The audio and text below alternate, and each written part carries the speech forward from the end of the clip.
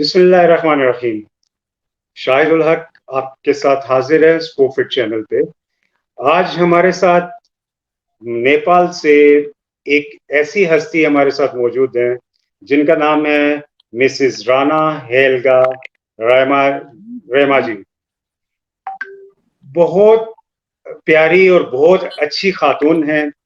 2009 में एक international camp में मेरी इनसे एक मुलाकात है। उसके बाद अनफॉर्चुनेटली हम लोग थ्रू नेट या थ्रू फेसबुक ही एक दूसरे से रवाबित में रहते हैं। मेन मकसद हमारे राब्ते का स्पोर्ट्स है और इस स्पोर्ट्स में राना जी ने जो कमाल दिखाए हैं एज ए वोमेन नेपाल में, मैं समझता हूँ कि साउथ एशियन हिस्ट्री में ये एक इंस्पिरेशन है। And she is very aspiring women of south Asia and determined. She's very much determined to reduce her weight. कितना वेट इन्होंने कम किया ये आपको खुद बताएंगी, लेकिन by the age of 54, without any going to gym, she designed her exercise plan at home, started and lost many pounds. Whatever it is, she will tell us more. Okay. Beside this, Rana ji जो है वो mainly Nepal में एक international level की volleyball, basketball, fencing और swimming के अलावा बहुत सारी गेम्स में वुमेन को रिप्रेजेंट करती है।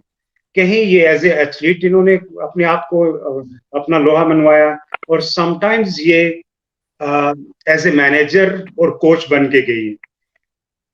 अपनी नेशनल ओलंपिक कमेटी जो है उसमें वुमेन्स की नुमाइंदगी करती है और वुमेन की सीनियर मेंबर है वहां पे।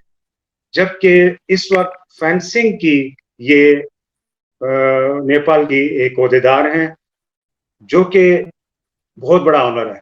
और इनके लिए सबसे बड़ा ऑनर ये है कि इंटरनेशनल ओलंपिक कमेटी ने इन्हें स्पेशल ऑनर से नवाजा है, जो कि नेपाल में स्पोर्ट्स की डेवलपमेंट के लिए किया है। लेकिन आज हम लोग इनसे ज्यादा जो बात करेंगे वो इनकी वेट मैनेजमेंट पॉलिसी पर है कि किस तरह इन्होंने किस वक्त वेट लूज किया। तो राना जी, मैं आपसे जो है मुखातिब हूं और मैं आपको वेलकम करता हूं और नाजरीन के दरमियान ज्यादा देर हायल नहीं होगा। आप कुछ अपने मुतालिक बताइए कि ये खेल ही को क्यों आपने चूज किया। नमस्कार। सबसे पहले तो जी राना जी, मैं जहाँ पढ़ती थी वहाँ ऐसे माहौल था कि बीच में स्पोर्ट्स ग्राउंड और चारों तरफ क्लास था। मेरा ध्यान पढ़ने में कभी नहीं लगा। जब तक देखो वो भी फिर मैं boarding school. I enjoy lot from the beginning. मैंने जो कुछ आज तक हासिल किया तो स्पोर्ट्स से ही हासिल किया। तो स्पोर्ट्स मेरे लिए सबसे बेहतरीन जगह है, इसीलिए। राणा जी, मुझे ये बताइए कि बताया आपने कि जिस रीजन से आपका ताल्लुक था वो एरिया जो है ज्यादा कंजर्वेटिव लोगों से मुश्तमिल था, जो वहां की आबादी थी। तो आपको जो मुश्किलात पेश आई एज ए वुमेन वो क्या थी? मेरे पेरेंट्स बहुत कंजर्वेटिव है, specially for the girl child, and it is not easy to participate in such a curriculum like sports, dance. ऐसे में हमको not allowed. So yes, it is very difficult for me. तो boarding school था माहौल, तो missionary school था, तो वहाँ तो खेलने के लिए कंपलसरी था। तो ये मेरे लक ने फेवर किया। तो मैं स्पोर्ट्स के तरफ बहुत अट्रैक्टिव हो गई। लेकिन मेरे पेरेंट्स जो था वो हर वक्त, लेकिन मैं इसको बीच में से एडिट कर दूंगा।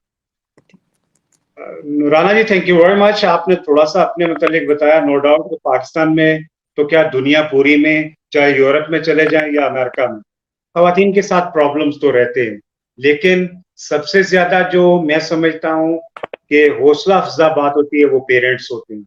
अगर पेरेंट्स आपका साथ दे रहे हो तो लड़कियां कमाल कर दिखाती हैं, जैसा कि राना हेल्गा ने कर दिखाया। एम आई राइट? मेरे को पेरेंट्स ने कभी भी साथ नहीं दिया स्पोर्ट्स के मामले में। वो अब भी खिलाफ है, अब भी बोलते हैं आप तो फिर आप क्यों आप लड़के लोग से इतना करीब क्यों खिलते हो, घर के काम करो। मेरे अच्छा, पेरेंट्स अभी तो तक फिर कैसे गुजारा होता? तो फिर कैसे गुजारा हुआ? अब तो मेरी बेटी भी हो गई, तो अब तो अच्छा, अब तो मेरे अपने अपने ही तरीके से जीने के होता है ना। ओके। मुझे मुझे ये बताएं, आप नेपाल बास्केटबॉल एसोसिएशन की वाइस प्रेसिडेंट भी हैं, हाँ और फेंसिंग को भी आप लेके चल रही हैं, हाँ। तो ये बास्केटबॉल में कैसे आई आप? नहीं, I was a basketball player before. मैं अच्छी तरह की बास्केटबॉल प्लेयर थी। तो नेपाल में इतना बास्केटबॉल एसोसिएशन नहीं थे, तो मेरे को उन लोगों ने बुलाया और कुछ वॉलंटियरिंग करने को कहा। ओके। तो एज ए वुमेन कभी फील हुआ है कि आप as a manager basketball team के साथ इंटरनेशनली ट्रैवल कर रही हैं, और खासतौर पे आपने अपने प्रोफाइल में दिया हुआ है कि 18 डिफरेंट कैटेगरी की बास्केटबॉल के टूर्नामेंट्स को आपने ऑर्गेनाइज किया, या तो एज ए इवेंट मैनेजर कैसा अपने आप को फील करती हैं? मेरे को इसमें ही इतना खुशी मिलते है कि अगर मेरे को ये करने अभी भी बोलो तो मैं अभी भी दौड़ के जाते हैं। इसमें सबसे बड़ी खुशी होती है। अच्छा, मैं अभी राणा जी फेंसिंग के लिए भी करती हूँ। ओके, मैं अभी उसी तरफ आ रहा था, कितना वेट लूज किया है और कितने दिनों में? 3 years हुआ। जस्ट 18 से शुरू किया मैंने। पहले मैं अपने हिस्ट्री बता दी हेल्थ इश्यू की। I used to do exercise, but accident happened during the morning jogging time, so I was almost paralyzed, physically. I could not do any kind of physical activities, so I was in bed.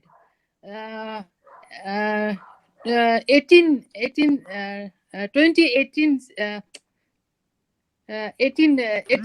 से मैंने diet plan. I have changed my thoughts and started consulting with new professional team such as dietitian, physical therapist, chiropractic, and orthopedic. तो उसने मुझे हौसला दिया कि तुम आलसी हो गई, तुमको कुछ नहीं हुआ।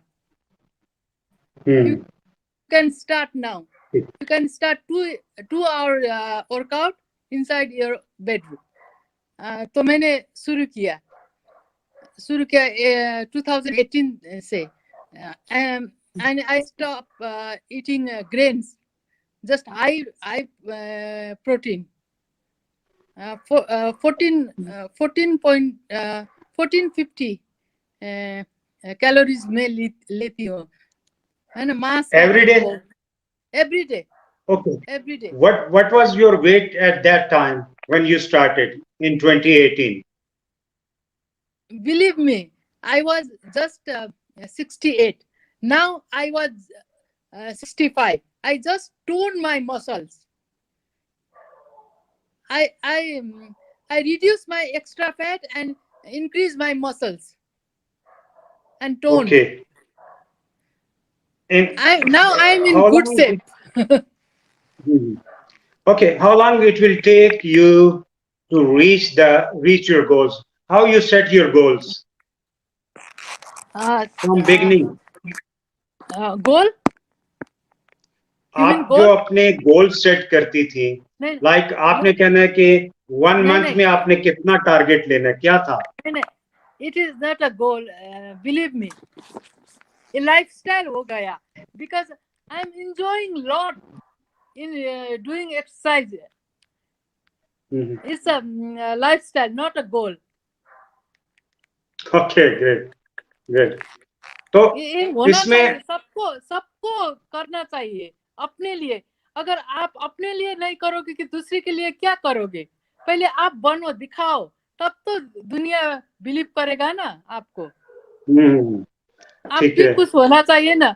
फिर मैं तो स्पोर्ट्स हम्म, फील्ड में हूँ, तो लोगों को ये लगना चाहिए कि देखने से ही लगना चाहिए कि हाँ, ये लड़की, ये औरत, ये जो है ये स्पोर्ट्स फील्ड में है। मेरा बॉडी लैंग्वेज स्पोर्ट्स की तरफ होना चाहिए। मेरा हर हर हर जो है वो स्पोर्ट्स की तरफ होना चाहिए। हम्म। अच्छा, तो स्पोर्ट्स को मेरे आप क्या मेरे समझिए? ख्याल व्हाट से डू यू ये होना चाहिए। Okay, what do you think about sports? Oh, sports is the what? If you know, you if you know the sports, you know the life. If you don't know the sports, you don't know the life. Sports ने sports sports जिसने भी समझ लिया वो बाजीगर बनता है। वो गिरता है फिर हम्म भी वो खड़े हो जाता है और चलता है और भागता है और दूसरों को भी भगाता है। If you don't know sports, you hmm don't know, you can't enjoy the life. तो sports is the what? मेरे लिए तो सब कुछ है। हम्म। अच्छा, मुझे ये बताइए, जब आपने वेट लॉस प्रोग्राम अपना स्टार्ट किया, तो सबसे पहले कौन सी एक्सरसाइजेस स्टार्ट की? नहीं, पहले मैं जॉगिंग करते थे, तो अब सबसे शुरू किया तो प्रोफेशनल मेरे सब प्रोफेशनल था, तो उसने मेरे को एडवाइस किया तो कि कार्डियो करो, वेट लिफ्टिंग करो। तो मैं कार्डियो शुरू किया, दिन में 1 घंटे कार्डियो और 30 मिनट वेट लिफ्टिंग, ये किया मैंने। ओके। और कोई डाइट प्लान भी था या खाना पीना वैसे ही चल रहा था? नहीं खाए, मैं ग्रेन लेती ही नहीं हूँ। हाई प्रोटीन लेती हूँ, high protein non veg, fruits, yogurts, nuts, green salad, and 4 liters water. Okay, it means zero carbohydrates. जी कार्बोहाइड्रेट थोड़ा बहुत होता है ना, फ्रूट्स में होता है, प्रोटीन में, मांस नॉन वेज में होता है ना थोड़ा बहुत, तो थोड़ा ग्रेन्स बहुत लेना, लेते ही नहीं हूँ। लेकिन मेनली प्रोटीन डाइट है आपकी और हाँ फ्रूट, विटामिन एंड मिनरल्स जो है। हाँ तो पानी जो है 4 लीटर आप एवरीडे पीती हैं? हाँ। ओके। यंग मुझे ये रहने बताएं कि पड़ता है, एक्सरसाइज करना कभी पड़ता है तो। बीच में, हाँ, नहीं, कभी इस तरह भी हुआ है कि कहीं समटाइम्स मौसम ऐसा आ गया कि बारिश हो गई और आपने कहा यार चलो अब छोड़ देते हैं, अब हम लोग आगे एक्सरसाइज नहीं करते? कभी ऐसा नहीं हुआ नहीं, कि ऐसा छूट गई हो? नहीं ऐसा नहीं रेगुलर चल होता रहा है। हो? ये लाइफस्टाइल होता है। तो सबसे पहले ये करो। इस अपने अपने लिए इफोर्ट नहीं करोगे कि तो किसके लिए करोगे? दुनिया मेरे को भरोसा ही नहीं करता है। तो ये तो लाइफस्टाइल हो गया। अब सही। अपने तो अपने इसमें ख्याल करना पड़ता है ना। इसमें आप अपने ये देखभाल। लोगों को क्या बताएंगी कि क्या करना चाहिए कि कंसिस्टेंट रहें और डिटरमिन्ड रहें अपने वेट को लूज करने के लिए? क्योंकि लोग तो आपने देखा कुछ अर्सा करते हैं फिर छोड़ देते हैं। तो वो उसकी मर्जी है ना, हम तो फोर्स नहीं कर सकते। लेकिन जो करना है, प्रोफेशनल लोगों को एडवाइस के बिना मत करो। जब मैं एक्सरसाइज करती हूँ तो ट्रेनर को बुलाते हैं, मैं once in a month, once in a week, होगा अच्छी तरह, होगा हो रहा है नहीं, है ना। हम्म, तो ठीक है। प्रोफेशनल इट मीन्स को कि साथ में लेके करना पड़ता है। अगर आप नहीं ठीक। करोगे तो आप किसके लिए करोगे? अपने लिए, खुद अपने लिए कुछ तो करना पड़ता है ना, तब तो लोग आपको बिलीव करता है, ट्रस्ट करता है। अपने लिए कुछ नहीं करता है तो ऐसे ऐसे को क्या कहे, इससे वो मिनिमाइज होता है, अपने आप ही मिनिमाइज होता है ऐसे लोग। ये मेरा ग्रेट। ख्याल है। बिल्कुल, आपका ख्याल बड़ा अच्छा ख्याल है कि हेल्गा राणा जो है ना वो ये बता रही है कि स्पोर्ट्स अगर आप अपने लिए कुछ नहीं कर सकते तो जिंदगी किस मकसद से है। आप अपने लिए कुछ करेंगे तो लोगों के लिए कुछ कर सकेंगे। लिहाजा आप अपने वेट को मैनेज करें ताकि आप भरपूर लाइफ गुजारें।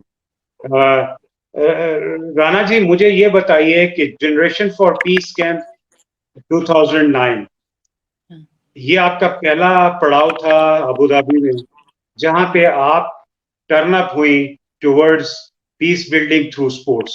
अनफॉर्चुनेटली हमारे मुल्क में भी बहुत सारे डेलीगेशंस गए और हम लोगों ने भी काफी सारी इसमें डेवलपमेंट्स की। शायद हमारे ममालिक में कम्युनिटी डेवलपमेंट की जरूरत है।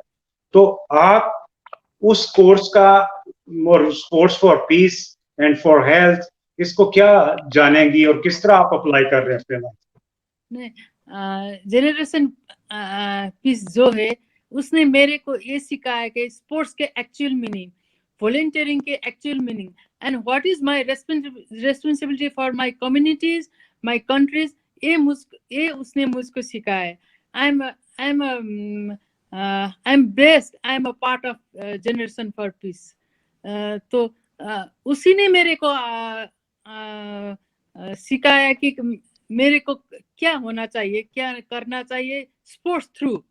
तो मैं बहुत शुक्रगुजार हूँ उन लोगों का। तो ओके। हम कर रहे हैं कुछ कर राणा कुछ जी, आपने जनरेशन फॉर पीस के कैंप से जो है ना जो सीखा, आपने जब नेपाल में जलजला आया तो वहां पे मैं देखा कि आप बहुत ज्यादा एक्टिव थी, आप बहुत ज्यादा बढ़ चढ़ के मदद कर रही थी।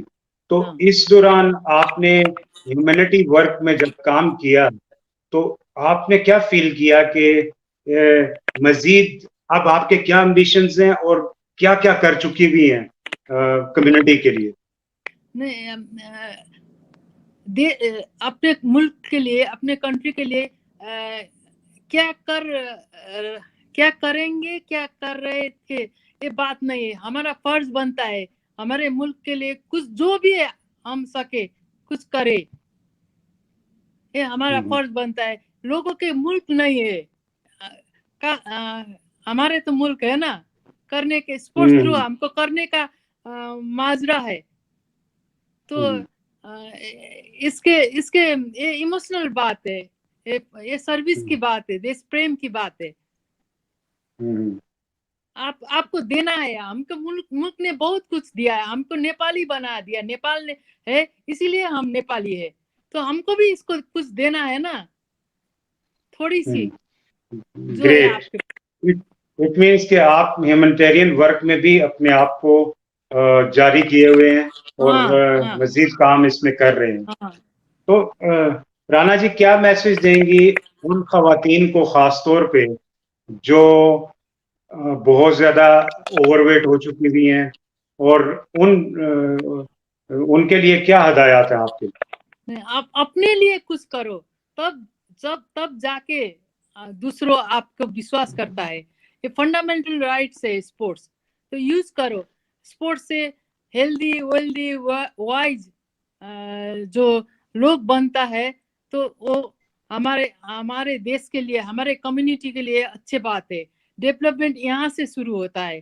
जो स्पोर्ट्स करता है वो बहुत बहुत इंडिपेंडेंट होता है, सोशल होता है, तो वो सहज होता है। तो ऐसे लोग हमको चाहिए। तो स्पोर्ट्स फंडामेंटल राइट हो, wherever whenever however spare it। क्योंकि औरतों का ही औरत इसमें रेस्पॉन्सिबल बहुत रेस्पॉन्सिबिलिटी ले सकती है। तो मेरे को ये लगता है कि औरत women can do more than the men for the Yes, community yes, development. you're right that woman can participate in sports, and every woman can contribute for the country, Yeah, for yeah. yourself. And I Because think we ये are आपने बड़ी responsible. अच्छी बात की कि हम खवातीन को इसमें आना चाहिए, और हाँ, सबसे पहले तो अपने आप को फिट करना चाहिए, और हाँ, फिर ऐसी स्पोर्ट्स में पार्टिसिपेट करें। खास तौर पे नेक्स्ट जनरेशन के लिए मैसेज दिया कि पार्टिसिपेट करें स्पोर्ट्स में, क्योंकि स्पोर्ट्स इज अ लाइफ, और जो लाइफ को नहीं समझ सकता वो स्पोर्ट्स के नहीं नहीं बगैर नामुमकिन है, क्योंकि स्पोर्ट्स जो है एक बुनियादी हक है। और राणा जी, क्या आप कहेंगी, पाकिस्तान नेपाल की हमारी बड़ी अच्छी दोस्ती है, और हाँ, बहुत इत्तेफाक से मैं भी नेपाल की नेशनल बॉक्सिंग टीम को कोच कर चुका हूँ। उन लोगों ने मेरे साथ यहाँ पे स्टे किया हुआ है, और मेरे साथ एम्बेसडर्स के भी बड़े अच्छे ताल्लुकात हैं। और क्या मैसेज देंगी पाकिस्तानी लोगों को? वो पाकिस्तानी लोग, पाकिस्तानी यहाँ हम लोग सूफी म्यूजिक, कव्वाली, गजल, आपके टेरी सीरियल, आपके सूट्स यहाँ बहुत फेमस है। आपके आपके ये क्या बोलता है, लिटरेचर बहुत यहाँ भी बहुत पसंद करते हैं। हम तो दिलो जान से इसके पीछे खाना और आपके लजीज खाने परिकार। अच्छा, कुजीन्स कुजीन्स में कुजिन आपके, वो हमारे बहुत पाकिस्तानी कुजीन्स में से कौन से पसंद है खानों में? Biryani, of course biryani. अच्छा, बिरयानी। और ग्रेट। स्वीट्स, हाँ, तो बिरयानी और और स्वीट्स। पाकिस्तानी और कल्चर में आपने कहा कि आपको कव्वाली और म्यूजिक बहुत पसंद है, गजल्स खास तौर पे। हाँ, तो बहुत बहुत किस अच्छे लगता है। किसकी गजलें सुनती हैं आप, और किसकी कव्वालियां सुनती हैं? वो आपके गुलाम अली साहब, वो बहुत, उस नेपाली भी गाया है, वो बहुत अच्छे लगते हैं। और गुलाम अली बहुत सुनते हैं हम। नुसरत फतेह अली और खान साहब और मेहदी हसन के मुतालिक फतेह क्या अली, कहें? हाँ, नुसरत फतेह, आफरीन आफरीन, बहुत अच्छे। बहुत अच्छे। आफरीन आफरीन है ना उसका। हाँ जी, हाँ जी, जी जी। हाँ, ओके, वेरी मच राणा जी, बहुत शुक्रिया आपका। And you are here with us for the Pakistani people, for the South Asian people. You are an inspiration. मैं तो थैंक सबको यू। चाहूंगा कि सब लोग राणा जी को फॉलो करें, खासतौर पे वेट मैनेजमेंट में और स्पोर्ट्स में। स्पोर्ट्स में आने वाले जितने भी खवातीन हैं, उनको एक इंस्पिरेशन मिली है कि एक खातून नेपाल जैसे मुल्क में, एक छोटे से मुल्क में रहते हुए दुनिया सर कर चुकी है, और आईओसी से अपने अवार्ड्स ले चुकी हैं। इंटरनेशनल बास्केटबॉल फेडरेशन इन्हें अवार्ड्स दे चुकी है। फेंसिंग और साउथ एशियन गेम्स लेवल पे ये अपने आप को मैनेजमेंट में बनवा चुकी हैं। बहुत अच्छी इवेंट मैनेजर हैं, गेस्ट स्पीकर हैं, डिफरेंट जगहों पे जाती हैं, इंटरनेशनली और लोकली अपनी कम्युनिटी के लिए कंट्रीब्यूट कर रही हैं। Thank you very much Rana ji, और बहुत शुक्रिया आपका। अल्लाह हाफिज जी। Thank you very much. Thank you for the great opportunity to express my feelings. Thank you very much, sir. बहुत शुक्रिया।